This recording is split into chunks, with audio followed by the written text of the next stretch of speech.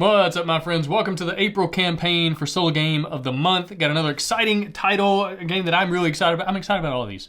I mean, hopefully you know that by now. I wouldn't publish a game I wasn't excited about or I didn't think it was excellent. And so anyway, we have Dicemancy, a game of just incredible combos, card combos that you trigger using dice and manipulating different things on the board. It is a solo tower defense game, and there's not that many of those. I was really thinking about this a few days ago. There's Kingdom Rush, there's a couple like decent ones, good ones even, but there's not a ton.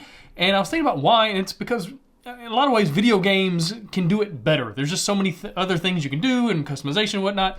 And so there's not a lot of board game tower defense games, but there's this one, and it is fun. And it is one of those games that is just a constant mental gymnastics type puzzle of figuring out, okay, how am I going to get out of this situation? And you're kind of staring at the board, and you're looking at all the monsters coming in to destroy your walls, destroy your castle, and cause you to lose. You're like, how am I going to figure this out? And it's like, oh, what if I play this card, and then that card, and this other card, and does this, and then I activate, and then the combo, and the combo, and the combo, and the combo, and I just did 75 damage, and I win the game. It's one of those. And I remember when Ed, the designer, pitched me the game, he sent me, he submitted the form, the game design form on the Best With One website. So if you're a designer, make sure you do that. Send me games. I need, lots of them. But anyway, he submitted this game idea. And at first I saw it and the initial pitch, and I was like, okay, that's interesting, I guess. It was one of those like 3x3 grid type games. And if you've been around the 18 card game scene for a while, or the small box game scene for a while, you've seen a lot of grid games. We're gonna take a card and we're gonna put another card on top of it and we're gonna score a point. Yay! Like there's so many of those. I've designed a bunch back in the day. And so initially I was like, okay, another one of those. But then he said, but wait, there's more. And the hook of this game, the real juice of this game, it is the combos. It is the way you lay everything on top of each other and then you trigger things that just run this crazy engine. And you can do all sorts of different combos. You can make combos that like play a bunch of different types of elements and do a Anyway, check out the gameplay or the how to play video down below. Ed did an excellent job putting that together. But yeah. Really excited about this one.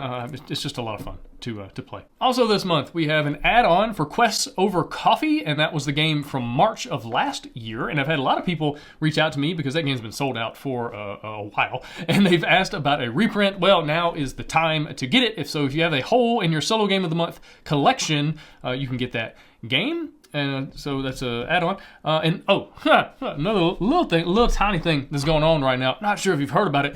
Tariffs. So let's have some fun there. Now, if you are a non-US backer, you can shut the video off. There's nothing for you to worry about. Nothing's going to change. I'm going to continue to deliver games directly to you from China. And the good news is, business-wise, my business survives even on non-US backers. At this point, y'all have done such an amazing job of just backing the games and helping my company to grow. And these games are doing pretty well every single month, that even with non-US backers, the company is sustainable, right? So that's the thing. I'm not going bankrupt. Even if I cut off the US side completely, the lights would still stay on. And so that's something to be aware of. So if you're not a US backer, nothing changes for you. All good.